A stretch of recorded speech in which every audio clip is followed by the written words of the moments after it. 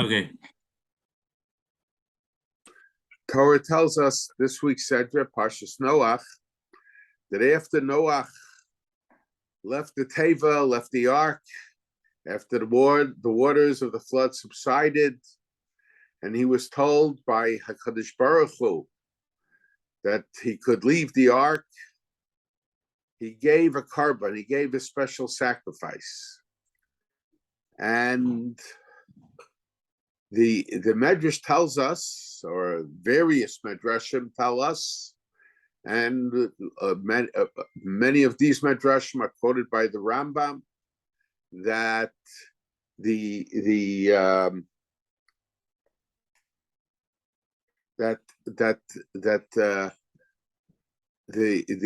spot, the place where Noach gave his Korban, where he gave his sacrifice, where he built his altar, that was the same place where in the future the altar of the Beis Hamikdash would be built.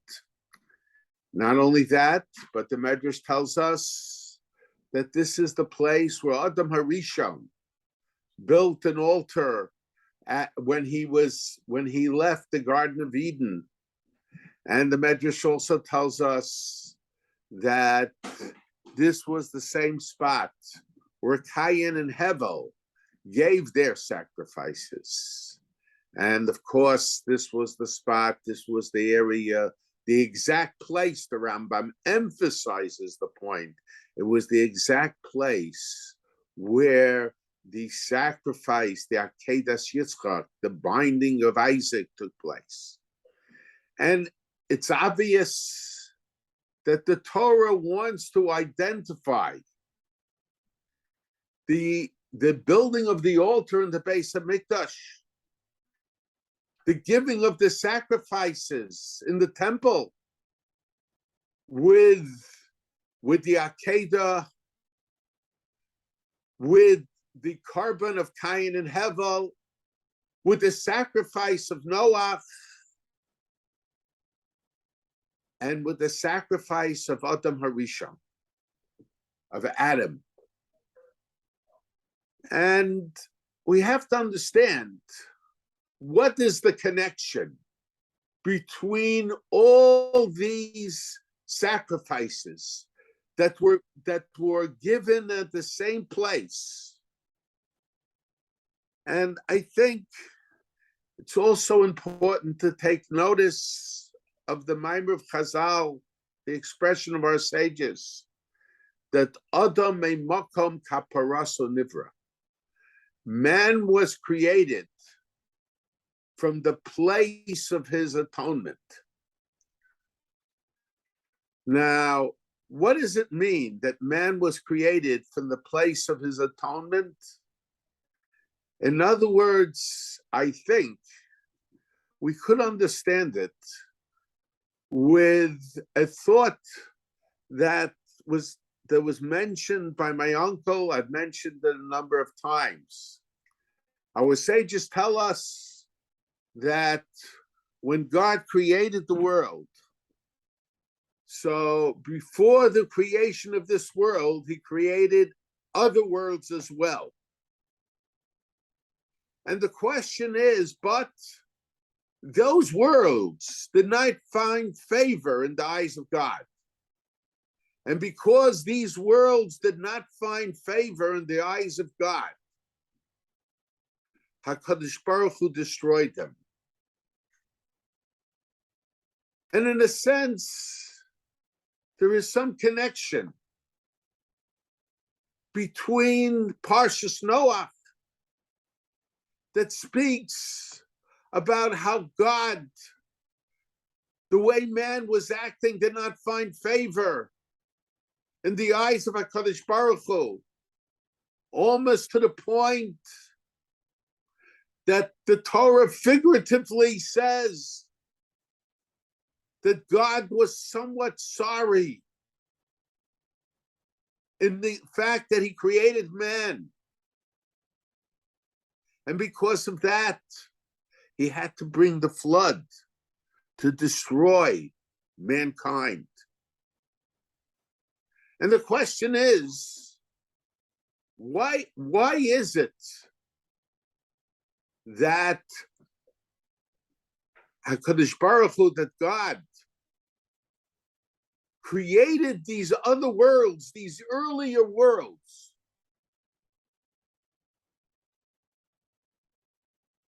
but did not find favor in his eyes and caused him to destroy them? Certainly God understood that these worlds would not find favor in his eyes. Why was it necessary for God to create these worlds? Why didn't he just start off by creating this world? The world that did find favor in his eyes.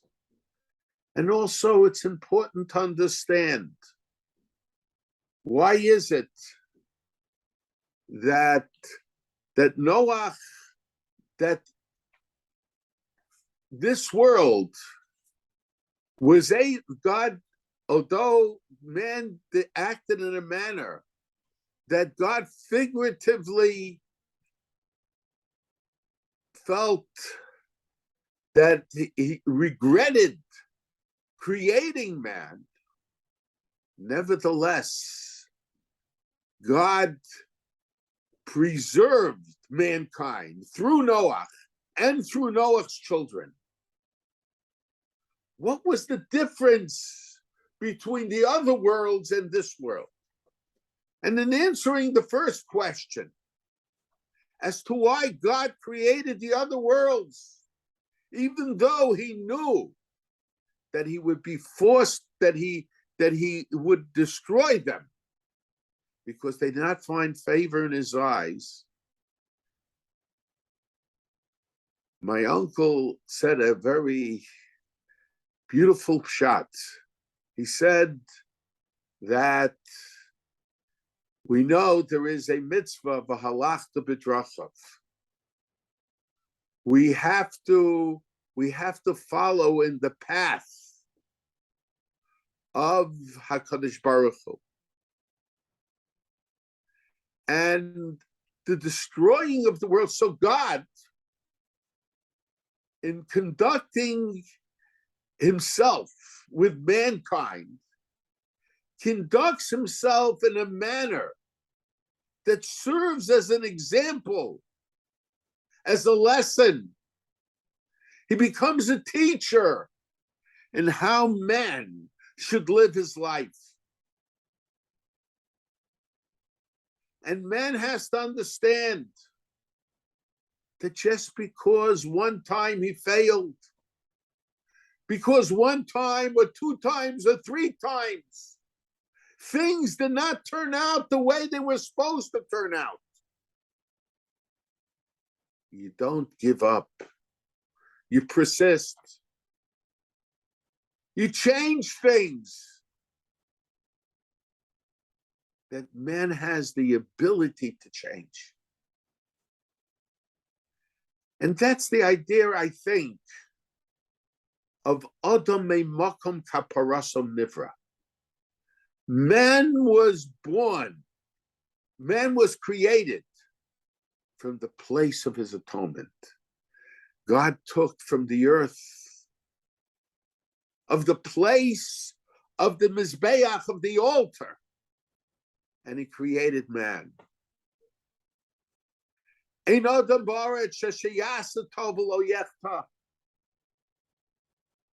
the very beginning of the creation of man, there was sin. But God endowed us with the ability to change our ways. The Rambam in Moreh Nevuchim, in discussing the mitzvah of vidui and the mitzvah of tshuva,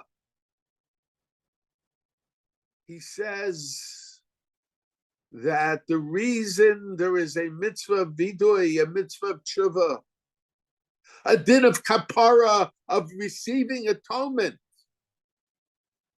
because if man, realizing he sinned, becomes identified consistently with a sin, if he's not able to separate himself from his sin, he will continue to sin. The idea of kapara, the idea of atonement, the idea of korbanos, of sacrifices,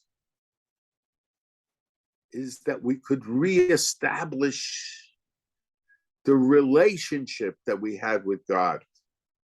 Yes, we sinned, but we don't give up. And as the Rambam pointed out so clearly in Hilchos Tshuva, man was created with the freedom of will, and he chose to do good or to choose bad. As a chaim v'es a maves, as a tov v'es a ra. But the same freedom of will that enabled man to choose one path over the other path, the same freedom of will gives man the ability to do tshuva, to reestablish his relationship with HaKadosh Baruch Hu, with God. Now, Adam HaRishon, when he sinned, and he was together with Chava, they were chased out or forced to leave Gan Eden, the Garden of Eden. And Adam HaRishon had to work and to toil in the land, as opposed to the way things were in the Garden of Eden,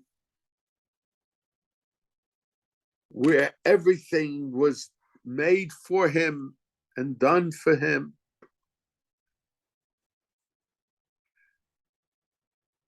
Adam HaRishon faced two challenges. One challenge was that he was separated from God. In the Garden of Eden, where God did everything, he was more likely to sense the presence of God. And now that he was left the Garden of Eden,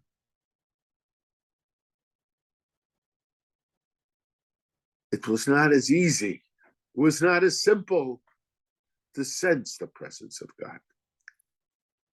But even a greater challenge, perhaps, was the fact that now he had to plant, he had to sow, he had to harvest, he had to do everything himself. And there's a tendency of man that when he does something himself, there's a tendency of man to say,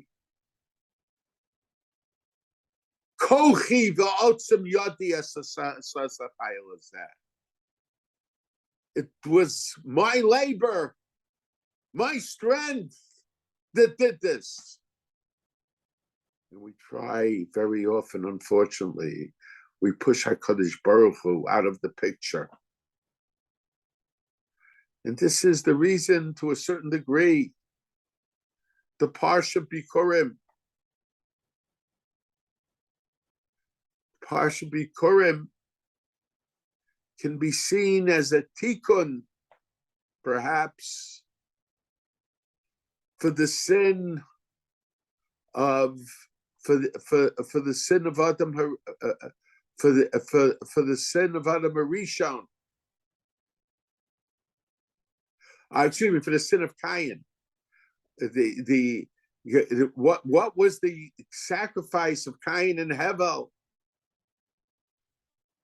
Cain, Hevel brought Hevel brought at his sacrifice, he brought the best of his flock. Where Hevel brought the best of his flock, whereas Cain, on the contrary, made pri ha'adama, from the fruits of the land. Hevel was a shepherd, and he brought from the best of his flock. Cain did not bring from the best of his flock. Not only that, our sages tell us, he brought from the worst of that which he grew. The Medrash says he brought flax. And the question is, what was the significance of the korban, of the sacrifice that Hevel brought, as opposed to the sacrifice that Cain brought? But the answer is Hevel saw that everything he had was from HaKadosh Baruch Hu. Not only it was from God, but it belonged to God. And he was not giving God a present. But when he gave the korban, when he gave the sacrifice, it was a symbol that everything he had was from God. So to give God the best that he had, since it all belonged to God anyway, Hevel did not consider it even a generous gesture, but that was the only thing he was able to do. It was a symbol. Whereas Cain, he was not concerned about the quality of the sacrifice, because he saw himself giving to God. And he felt that everything he would give would be a generous gesture. And in a sense, this was the same challenge that Adam Arishon had. Adam, now that he had to work the land himself, he would say there was this challenge. Maybe he would say, Kochem ba'otzem yadi asa sachayil hazeh. So the purpose of the sacrifice was to show that not only what was in Garden of Eden was given by God and belonged to HaKadosh Baruch Hu, but even when he worked, belonged to HaKadosh Baruch Hu as well. And also, the Sfas Emes, when he talks, and this was Bikurim. What was the mitzvah Bikurim? The mitzvah Bikurim was a tikkun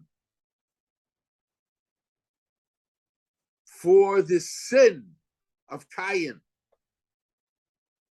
We take from the first of our fruit, the fruit that we cherish the most, the fruit that we worked, that we toiled in Eretz Yisrael. And we bring that and we say, you, God, gave it to me. Yes, I toiled and everything, but it's you who gave it to me. And in a sense, everything I have is really yours. And this was the challenge that faced Adam Arishon when he left the Garden of Eden. This was the challenge, this was the test that Cain failed.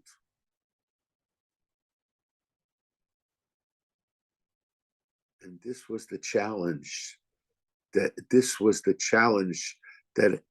Hevel was successful in demonstrating that everything belongs to HaKadosh Baruch Hu.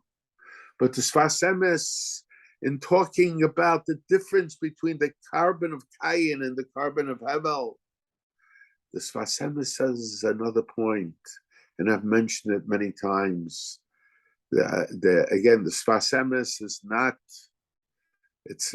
I didn't see it in the Sefer, but I heard from my father that when he was a young boy in Warsaw, the Chassidim, the Gerech Chassidim in Warsaw used to say over in the name of the Sfas Emes. And I found the same thought in the Alshich. What was the difference between the Korban of Cain and the Korban of Hevel? The Korban of Cain, by the Korban of Hevel, the Torah says, "Hevel hevi gamhu mebchorasono." Hevel brought also himself from the best of his flock. Hevel didn't just bring Hevel didn't just bring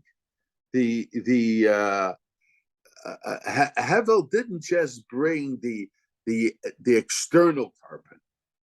Hevel brought he brought an internal Korban. He gave himself over to HaKadosh Baruch Hu. It was establishing a relationship. It wasn't a momentary meeting. When you give somebody a present, that's a moment. When you give someone a present, that's a momentary meeting. But Hevel, Hevi Gamhu, he brought himself over to HaKadosh Baruch Hu. He saw himself as belonging to HaKadosh Baruch Hu. He established a relationship with God. You can have a meeting with God, but more important than a meeting with God is establishing an ongoing relationship with HaKadosh Baruch Hu, with God.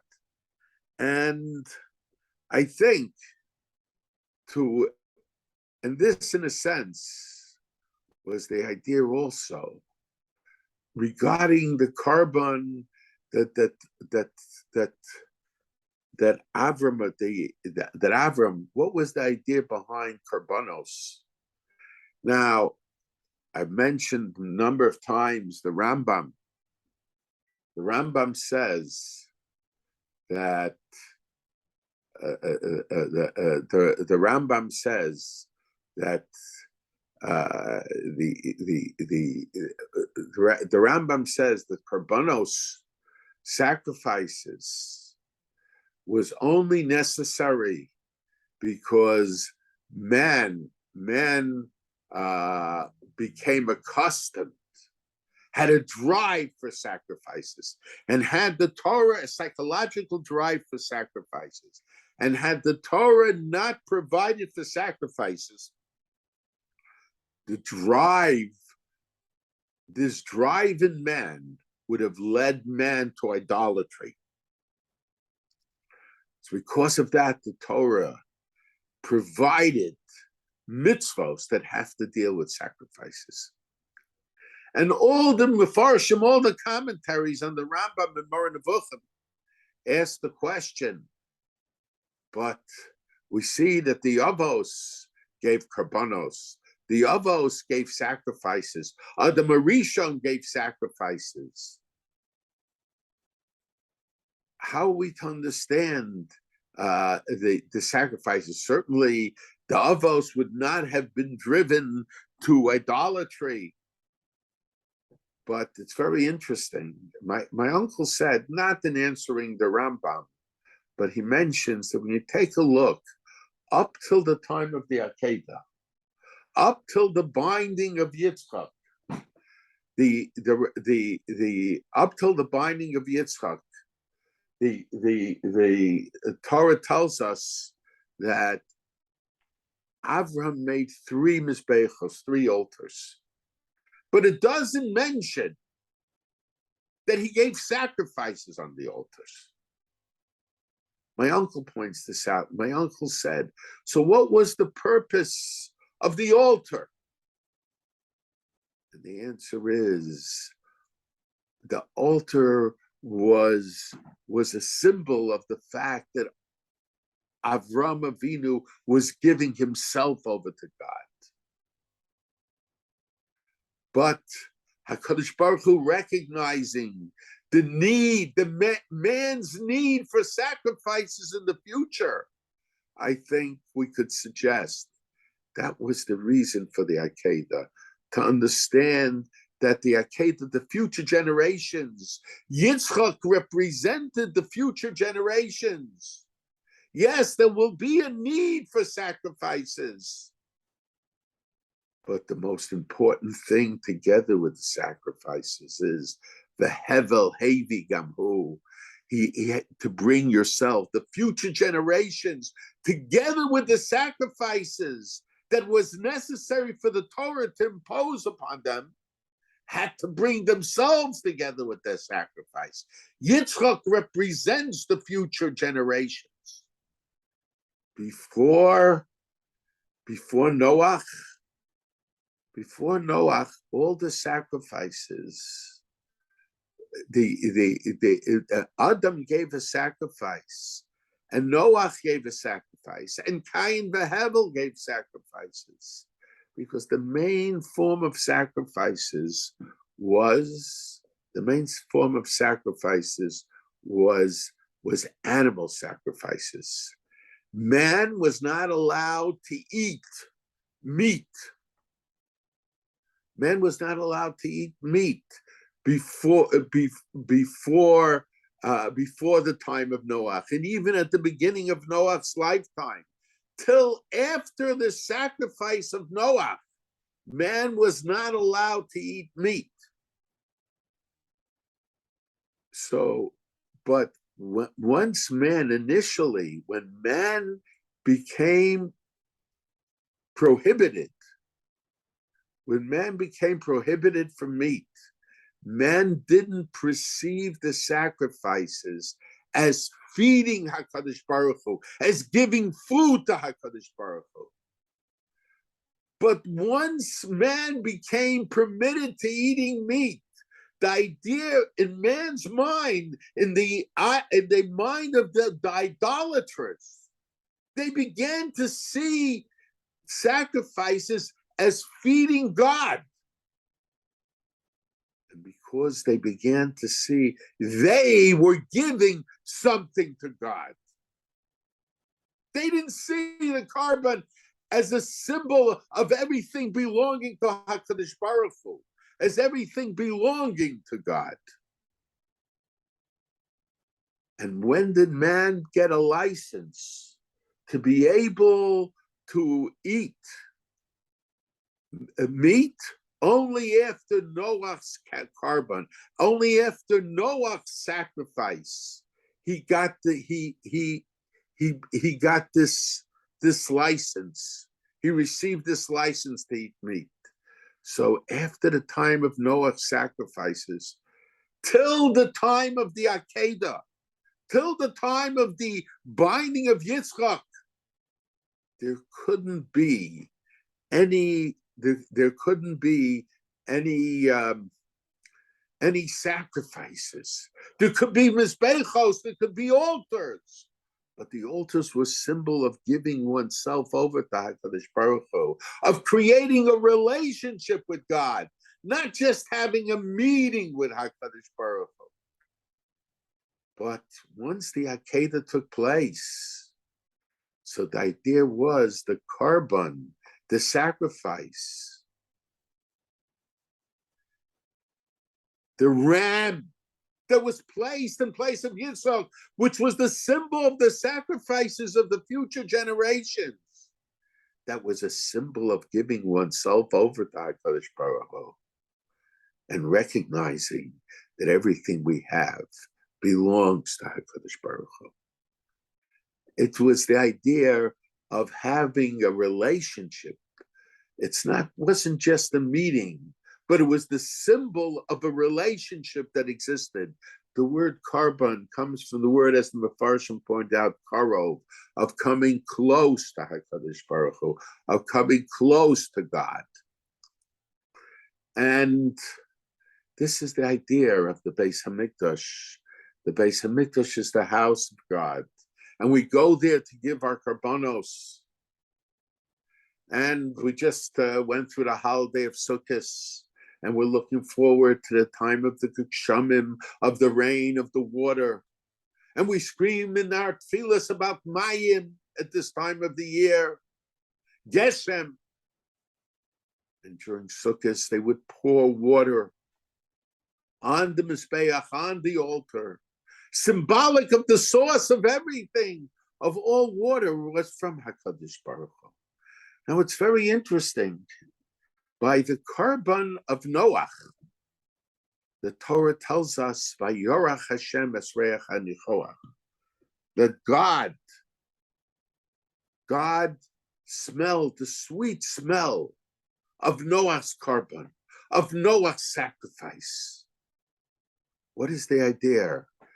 But by the Korbanos, by the other Korbanos that are given, we don't find by the Avos, by Yorach Hashem Esreach and Yehoach. Yaakov, when he went down to Egypt, he gave a Korban also.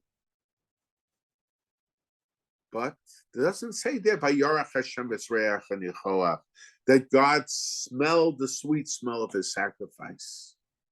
Why? Why is it only by Noah?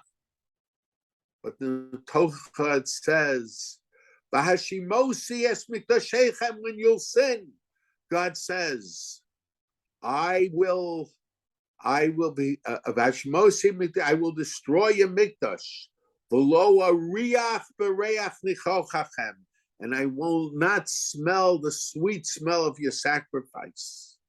What's the idea? The idea is, as the Nitzib points out, and my father in his Chedushim pointed out, that there is a special halacha that's one of the things that a sacrifice has to be given l'shem reach nichoach.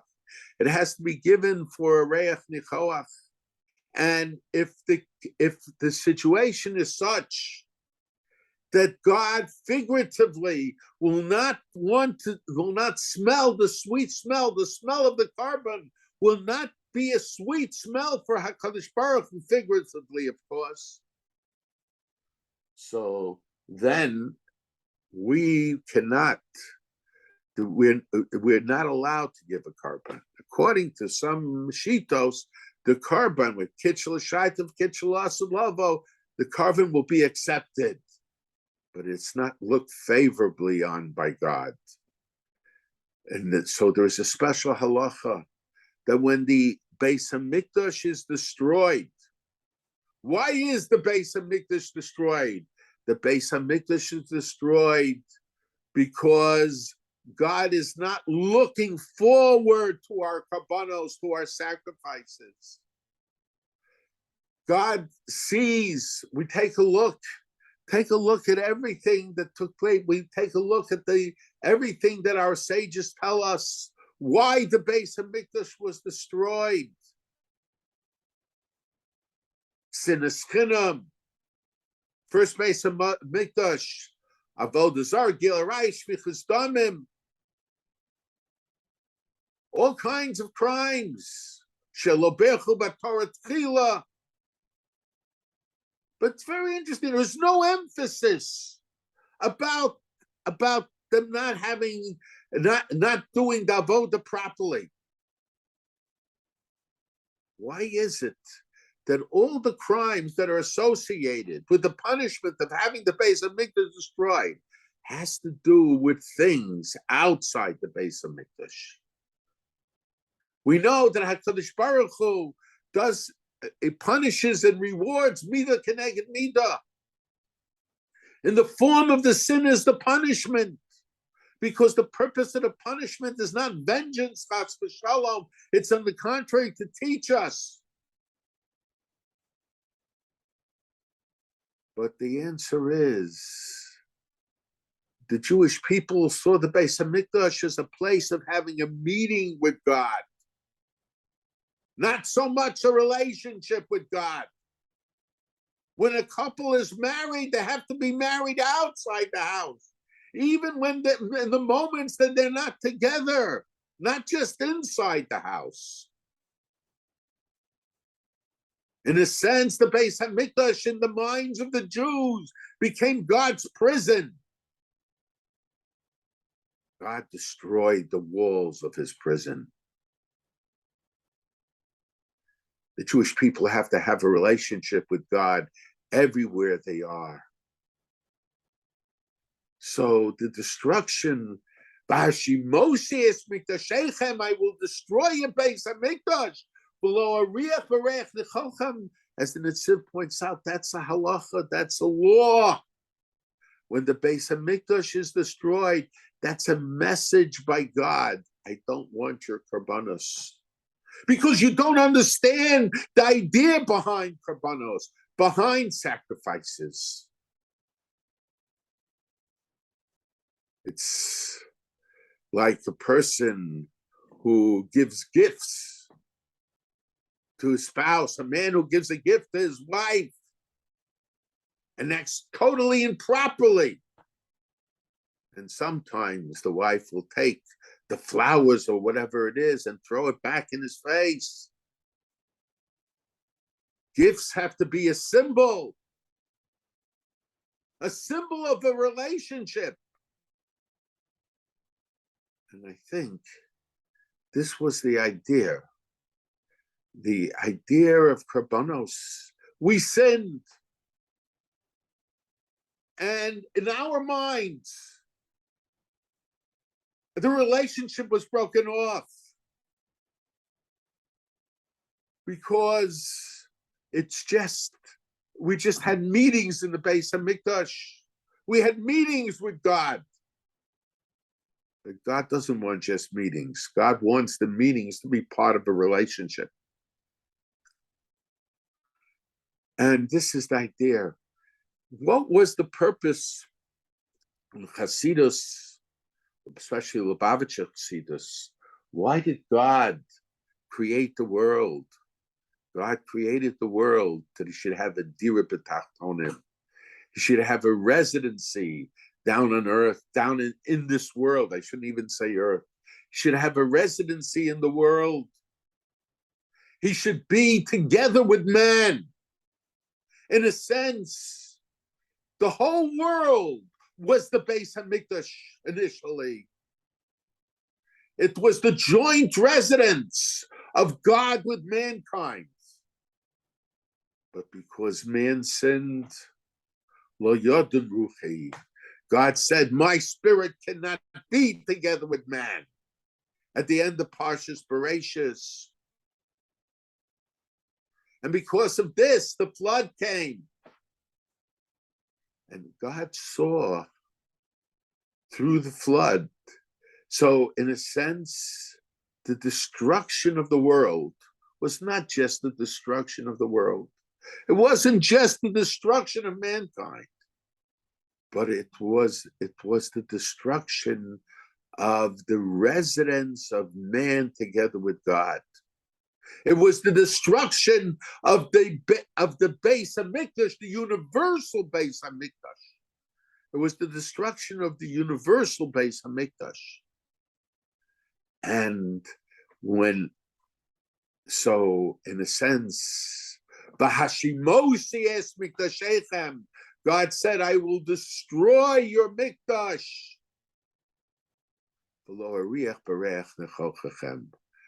But so the Torah wanted to emphasize, even though the Beis HaMikdash, the residence of God together with man, was destroyed, and the world lay in ruins. But God said, God wanted man to know that he wanted to reestablish his relationship. You shouldn't think there is no hope. There is hope. So that's why here with this talking in Parshas Noach, after the destruction of the world, the destruction of the Beis HaMikdash. So over here, the Torah tells us that HaKadosh Baruch Hu says, "Vayorach Hashem es reach nichoach." Reach nichoach means God is pleased. God is pleased with our kabbanos. He wants a relationship, and he sees that man wants a relationship now with him also. And this was the significance of the Korban. Now, the whole idea of the sacrifice that Noach gave. The whole idea behind everything was that the relationship between God and man to a large degree was destroyed. But the relationship can be reforged. It could be made again. It could be strengthened.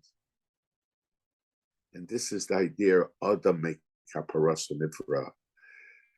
This world gave us the ability in this world to be able to fix, to change,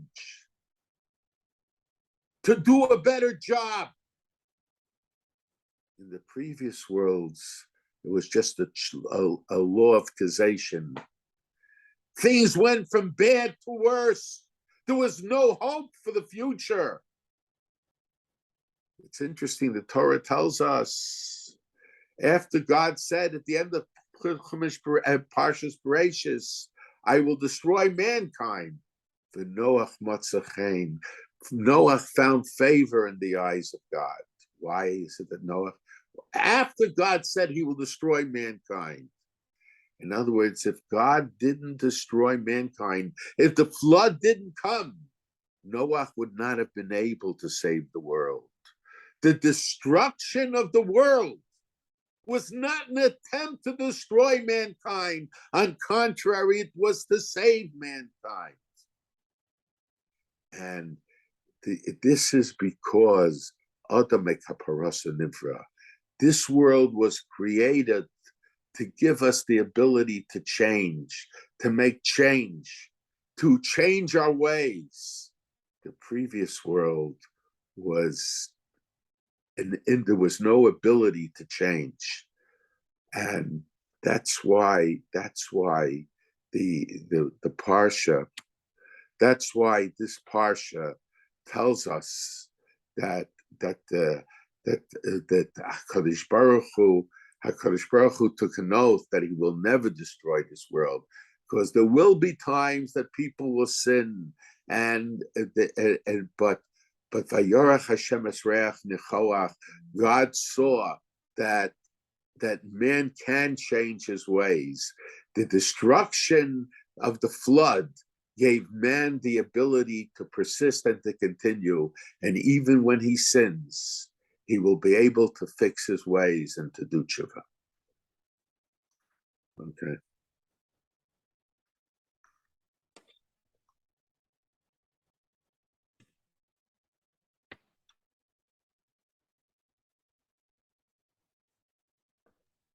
Okay, thank you. Yeah, okay, Finish? fine. Yeah.